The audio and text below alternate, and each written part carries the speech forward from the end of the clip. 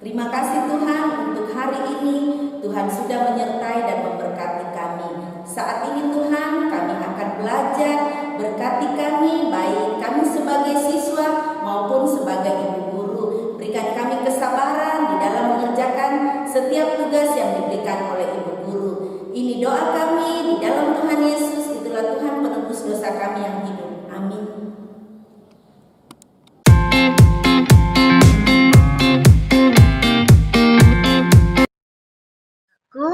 Hari ini kita sudah masuk ke dalam tema 3, benda di sekitarku. Kita masuk ke dalam subtema 1, aneka benda di sekitarku. Kita sudah masuk ke dalam pembelajaran 5 dan 6. Bahan pembuat benda.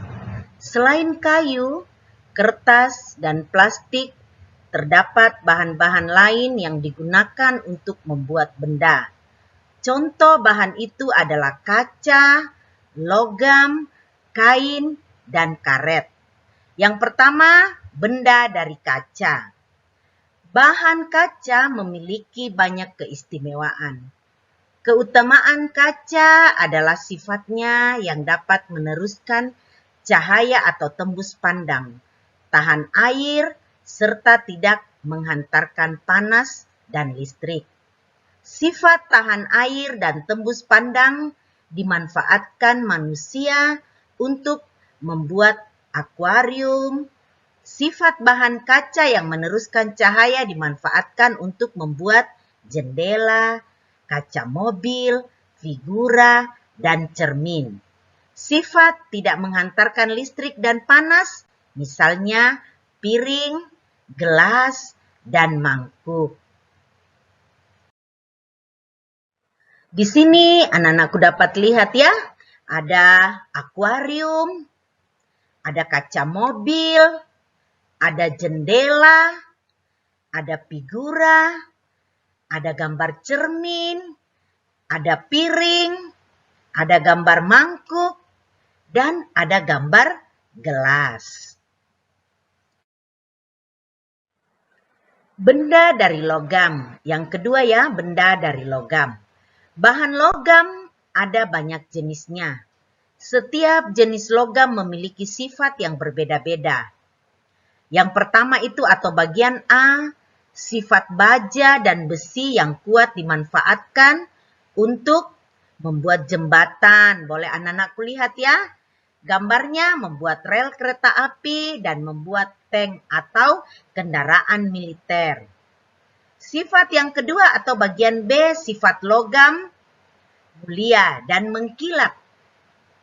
Dimanfaatkan untuk membuat cincin, membuat kalung, dan membuat anting.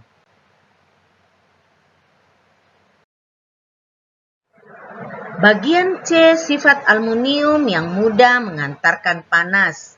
Dimanfaatkan untuk membuat alat masak seperti panci. Boleh anak-anak lihat gambarnya ya, panci. Bagian D, sifat tembaga yang menghantarkan listrik dimanfaatkan sebagai bahan kabel listrik. Ini kabel, biasa anak-anakku lihat ya. Kabel listrik.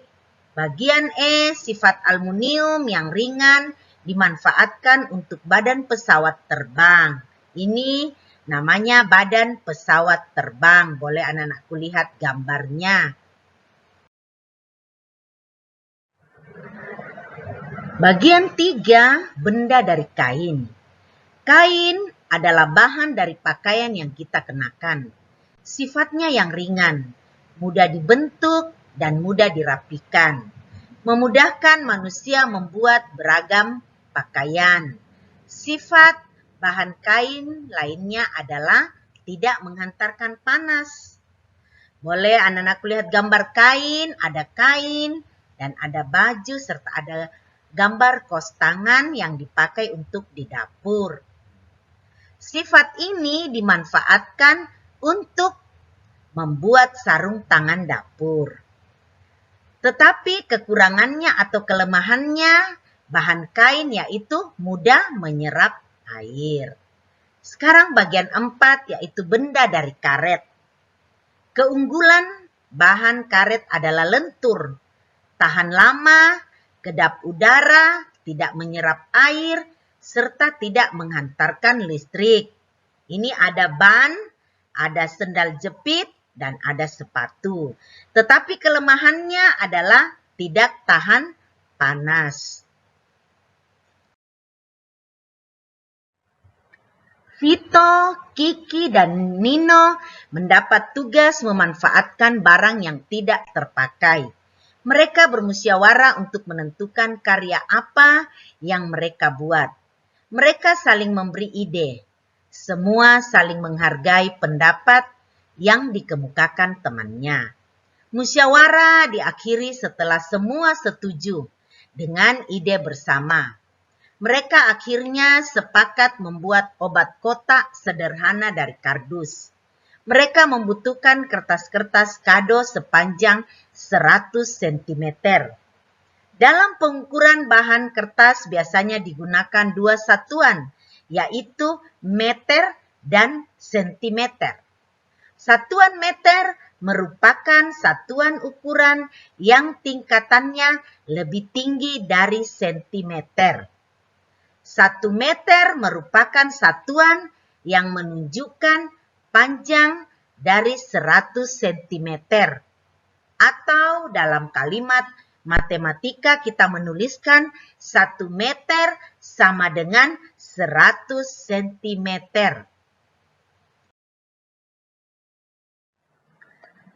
Dapat anak-anakku lihat contoh yang ada di buku cetaknya di halaman 35. Yang pertama itu contohnya penjual kain mengukur kain untuk dipotong. Setelah diukur, ia memotong kain sepanjang 2 meter. Berapa panjang kain dalam satuan sentimeter? Kita boleh memberi jawab ya. Lihat contohnya 1 meter sama dengan 100 cm. Jadi 2 meter sama dengan 2 dikali 100 cm. Jumlahnya 200 cm. Ya. Contoh berikutnya yang di bawah yaitu contohnya ayo berlatih. Yang nomor 1, 5 meter sama dengan titik-titik sentimeter. Berarti 5 dikali 100 sama dengan 500 cm. Selanjutnya yang nomor 2. 300 cm sama dengan titik-titik meter. Berarti ini 300 cm ya. Kita ambil dulu 300, kita bagi 100 menjadi 3 meter ya. Karena 1 meter itu sama dengan 100 cm. Jadi 300 cm sama dengan titik-titik meter. Berarti 300 dibagi 100 sama dengan 3 meter. Dalam buku cetak halaman 36, ayo membaca. Anak-anakku dapat melakukan percakapan di rumah dengan ayah, atau ibu, atau kakak, atau tante, atau om ya. Saat berdiskusi, kalian banyak berkomunikasi dengan teman-teman. Bercakap-cakap dan saling bertukar pendapat. Dalam berdiskusi ada kalanya kita tidak sependapat dengan teman. Masing-masing merasa pendapatnya yang paling benar. Untuk menghindari perselisihan, maka saat berdiskusi kita harus menghargai pendapat orang lain. Boleh anak-anakku lihat gambar di bawahnya? Mereka berdiskusi saling menghargai pendapat. Jadi, tugas anak-anakku hari ini, yang pertama itu boleh buka buku cetaknya, lihat halaman 37. Di dalam halaman 37, berilah tanda centang pada sikap yang tepat saat berdiskusi. Ada 5 nomor atau 5 poin ke bawah. Dikerjakan langsung di buku cetaknya. Kalau tugas yang kedua, dikerjakan di buku tulis tematiknya. Ada 4 nomor. Ada A, 4 meter sama dengan titik-titik sentimeter. B, 6 meter sama dengan titik-titik sentimeter. C, 500 cm sama dengan titik-titik meter. D, 200 cm sama dengan titik-titik meter. Jadi dikerjakan sesuai dengan contoh yang ibu guru sudah berikan dan jelaskan. Jika sudah selesai, anak-anakku boleh kirim ke guru kelas masing-masing. Jadi tugas yang pertama itu dikerjakan langsung di buku cetaknya. Tugas yang kedua dikerjakan di buku tulis tematiknya. Tetap semangat ya. Demikian materi kita hari ini. Semoga materi yang ibu guru sudah jelaskan, anak-anakku dapat mengerti dan memahaminya. Tetap semangat, jaga kesehatan, salam sehat, Tuhan berkati.